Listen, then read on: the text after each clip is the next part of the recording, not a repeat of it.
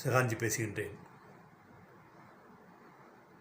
மத்திம கோயில் பற்றி பேச இருக்கின்றேன். மத்திம கோயிலா? அது எங்க மத்திய பிரதேசத்தில் இருக்கா? ஓ, உனக்குள்ளே ஒரு கோயில் இருக்குப்பா. எனக்குள்ள கோயில் இருக்கா? ஆமாம். என்னையா புதுசாக கதை விடுற? கதெல்லாம் விடல, கேளு. உனக்கு 3வது கண்ணு ஒன்று இருக்குது தெரியுமா? 3வது கண்ணு. ஆமாம், சிவனுக்கு இருக்குது. உனக்கு இருக்கியா? எனக்கு 2 கண்ணு தான் இருக்குது. அதுக்கு 3வது கண்ணு மூடி இருக்கியா?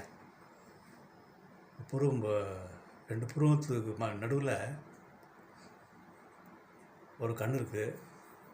அது ஏதாவது குரு மூலமாக தொட்டு திறந்துட்டாங்கன்னா நம்ம உடம்புல 7 சக்கரம் இருக்குல்ல, அந்த 3வது சக்கரம் தான் சுவிட்சாம். அந்த சுவிட்சு குரு மூலமாக டச் பண்ணின்னா அங்கேருந்து ஒரு சிஎஸ்எஃப்னு ஒரு திரவம் முதுகுத்தண்டு வழியாக மேலே ஏறுதான். அது திரவத்துக்கு பேர் தான் கங்கா. கங்கா ஆற்றில் தலைமுறைனா பாவம்லாம் திருன்றாங்கள்ல, அதோட கான்செப்ட் என்ன தெரியுமா? உங்கள்கிட்ட இருக்கிற செரிஃபரல் ஸ்பைனல் கார்ட் ஃப்ளூட் அந்த சக்தி, அதாவது விந்து சக்தி, அப்படி செங்குத்தா மேலே ஏற்றி தலை கொண்டு வந்து திருப்பி இறக்கிட்டோம்னா நம்ம உடம்பு ஆரோக்கியமாக இருக்கும், மனசு அமைதியாக இருக்கும், நம்ம ஒளி பிறந்திய உடலாக இருப்போம், ஞாபக சக்தி அதிகமாக இருக்கும், பிரபஞ்சத்தோடு ஈஸியாக தொடர்பு கொள்ளலாம். அவ்வளோ விஷயம் இருக்குது தெரியுமா? என்னையா புதுசு புதுசாக கதை சொல்ல? விஞ்ஞானிகளே கண்டுபிடிச்சி சொல்லியிருக்காயா. சிஎஸ்எஃப், செரிஃபரல் ஸ்பைனல் கார்ட் ஃப்ளூட், முதுகு தண்டுதையா செரிஃபரல் நடுவில் இருக்க உரல, அதில் 3 நாடி ஓடுது. இடகலை, பிங்களை, நடுநாடி. அந்த நடுநாடு வழியே ஏற்றணும். அதுக்கு ஏற்ற தடையாக இருக்கிற தெரியுமா? நம்மளோட 5 புலன்கள் தான். இந்த 5 புலன்களை ஏமாற்றிட்டு செங்குத்தா மேலே ஏற்றுனோம்னா நமக்கு புது புது சக்தியெல்லாம் கிடைக்கும், நோயே வராது. அவ்வளோ விஷயம் இருக்கியா. கங்கை ஆற்றுல போய் குளித்தோன்னா பாவெல்லாம் திருன்றாங்களே, அதோட கான்செப்ட் என்ன தெரியுமா? நம்மளோட கங்கை, இந்த செரிஃபரல் ஸ்பைனல் கார்ட் ஃப்ளூட் இருக்குல்ல, அதுதான் நம்மளோட கங்கை. அது தியானித்து மேலே ஏற்றி தலையில் கொண்டு வந்தோம்னா அது அமிர்தமாக மாறுதியா. அதுதான் நமக்கு தேஜஸாகவும், நம்ம உடம்புல அதீத எதிர்ப்பு சக்தியும், ஒரு சக்தி ஓட்டம் உள்ள மனிதனாகவும், மனதை நண்பனாக்கி கொண்ட மனிதனாகவும், பிரபஞ்சத்திலிருந்து எல்லா செய்திகளையும் எளிதாக பெறும் மனிதனாகவும் உயர முடியுமையா. அப்போ நாம் முன்னாடி செஞ்ச கர்மாக்கள்லாம் கரைஞ்சி ஓடிடுமையா. இனிமே நம்ம செய்கிற செயல் எதுலேயுமே கர்மாவும் இருக்காது. செய்த பாவங்கள்லாம் தொலையும், புதிய பாவங்கள் சேராமல் இருக்குங்கய்யா. அதுக்கு நீ அடிக்கடி டெய்லி மத்தியம கோயிலுக்கு போயிட்டு வரணும். அது என்ன பண்ணணும்?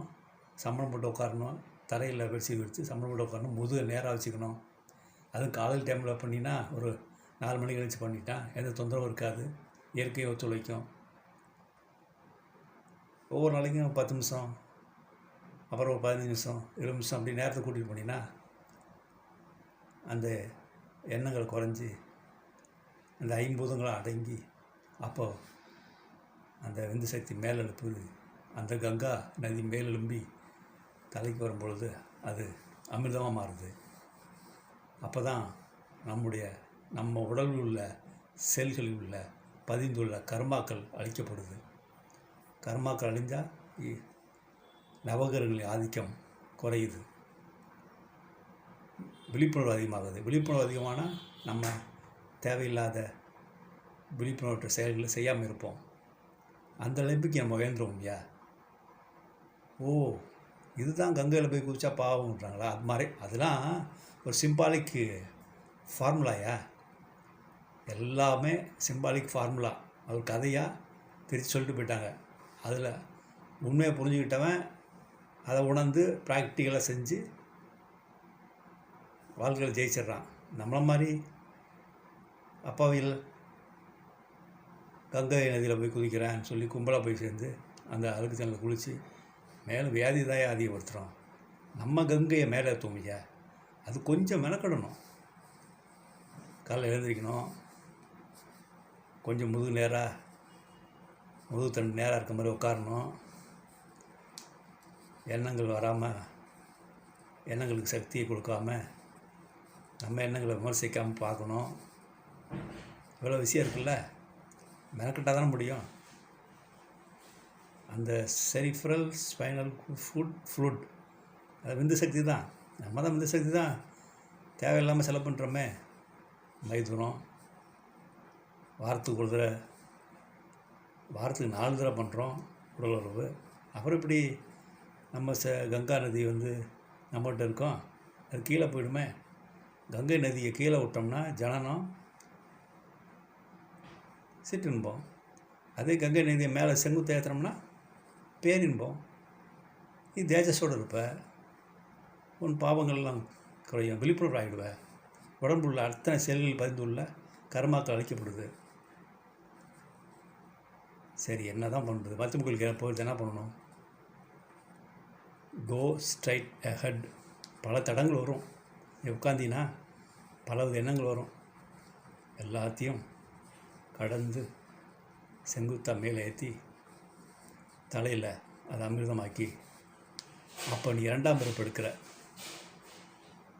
லட்சுமி கோயிலுக்கு போறியா? இந்த காதில் வாங்கி அந்த காதில் விட போறியா? கண்டிப்பாக போகிறீங்க. இந்த சேனல், இந்த வீடியோ பிடிச்சிருந்தால் லைக் செய்யவும், ஷேர் செய்யவும். உயர்க உணர்வுடன், பகிர்க பண்புடன்.